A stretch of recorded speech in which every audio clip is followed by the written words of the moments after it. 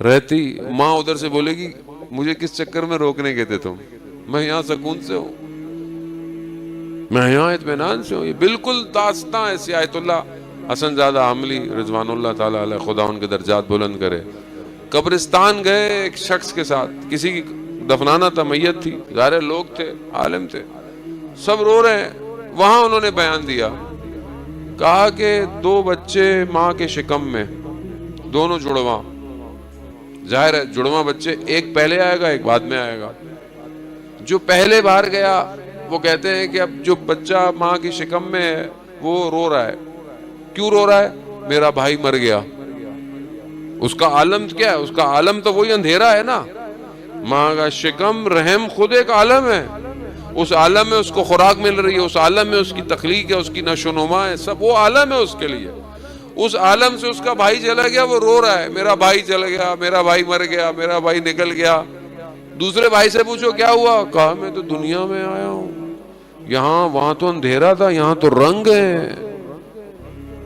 کہا ہماری مثال اسی بچے کی طرح ہے، ہم اپنے بندے کو رو رہے ہیں اور وہ اس عالم میں کہہ رہا ہے کہ میں کہاں آ گیا، کہاں گیا۔ اذان موت یہ کچھ نہیں ہے یار، کچھ نہیں، کچھ بھی نہیں ہے، لیکن راستہ یہیں سے جائے گا۔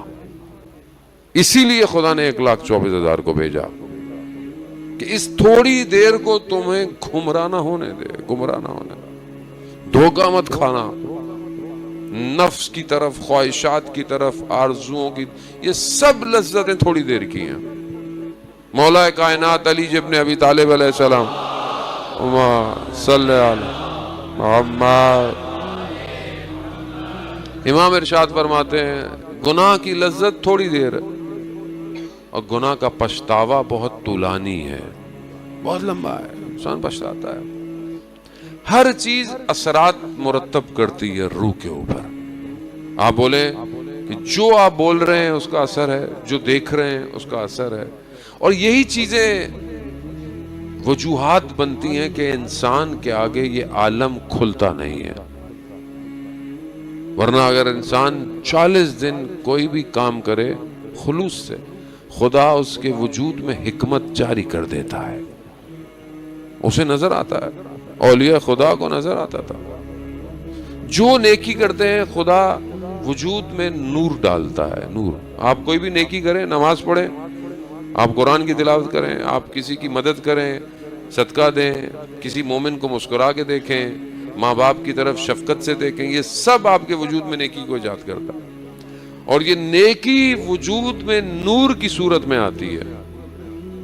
ماہ رمضان کے روزے رکھے، نور آ گیا، مجلس میں بیٹھے گئے، مجلس میں آئے، گریہ کیا، نور آ گیا۔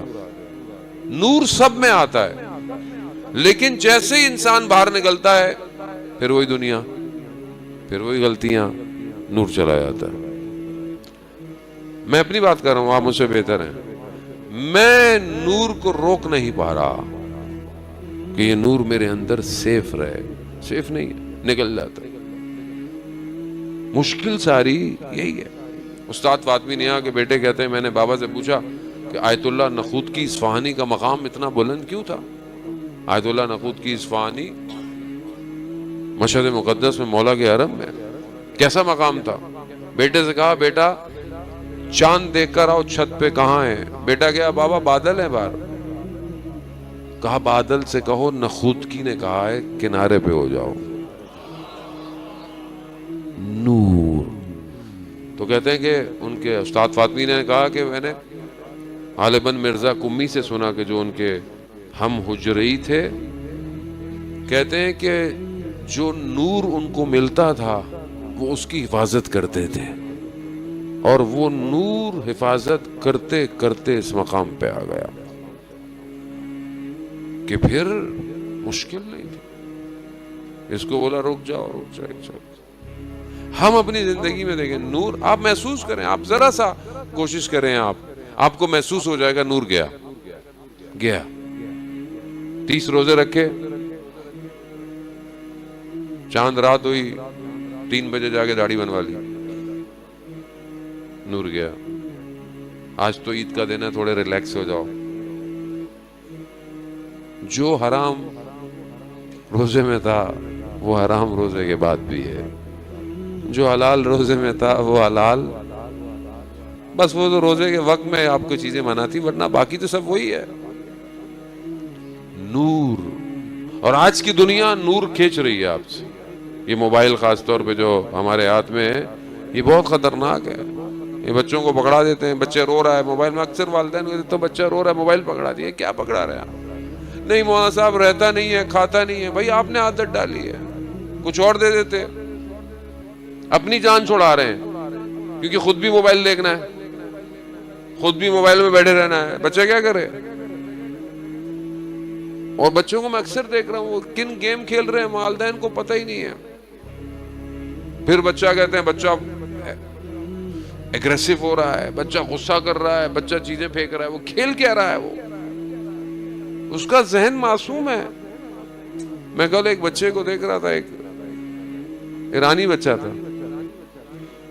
12 سال کا, دنیا کی 8 زبانوں پہ اس کو عبور تھا.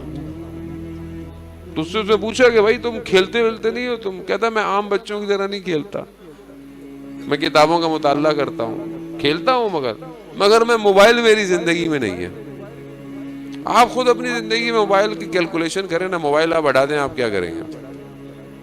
ہمارے ایک دوست, اللہ نہ کرے سن رہے ہوں, ہمارے ساتھ سفر میں تھے, میرے سے عمر میں بھی بڑے تھے, علم میں بھی بڑے.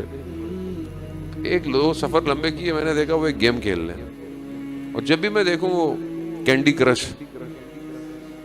میں نے کہا کہ شاہ جی کیا کر رہے ہیں؟ حالانکہ میری جرت نہیں تھی ان کو کہنے کی, لیکن بہرحال انہوں نے کہیں بات سن لی. اگلے پورے سفر میں کہتے ہیں کہ میں اتنی دیر قرآن کی تلاوت کرتا رہا.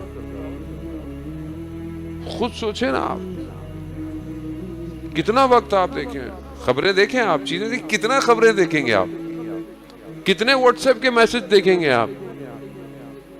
تھوڑی تھوڑی دیر بعد موبائل دیکھ رہے ہیں, میسج آیا نہیں آیا, میسج آیا نہیں آیا. نیٹ بند ہو جائے جان بند ہو گئی, بند ہونے تو تھوڑی دیر یار, کیا ہو گیا؟ کوئی نہیں, ایسی جگہ پہ ہم تو دعا کرتے ہیں ایسی جگہ جائے سگنل کام نہ کرے, ورنہ لوگ کہتے ہیں ارے مولانا صاحب ہم نے تو بلو ٹک بھی بند کیا ہوا ہے, سین بھی بند کیا ہوا ہے. ورنہ لوگ بولیں گے کیسے مولانا ہیں آپ, جواب نہیں دیتے. رات کو 3 بجے بھائی میسج کرو گے اگلے کو تو کیا جواب دے گا آپ کو؟ میں تو رات کو اکثر جاننے والوں کو بھی 12 بجے کے بعد جواب نہیں دیتا ہوں. بہرحال انسان اپنی زندگی میں تھوڑا سا جانے محترم کتنا وقت, میں خود ظاہر ہے میں مارس سے تو نہیں آیا جو مجھے نہیں پتا ہے ساری, میں خود شکار ہوں ان چیزوں. کتنا وقت انسان کا چلا جاتا ہے. میں یہ نہیں کہتا آپ ہر وقت بولیں یار مولانا صاحب کہ ہر وقت قرآن ہی پڑھتے رہیں, نہیں بھائی, مطلب کچھ تو کرے آدمی, کچھ تو کرے. تربیت کیسے ہوگی؟ نور کو بچاؤ. یہ نور چھیننے کے لیے دنیا نے فیکٹریاں لگائی ہوئی ہیں, یہ نور نکل جائے اندر سے باہر.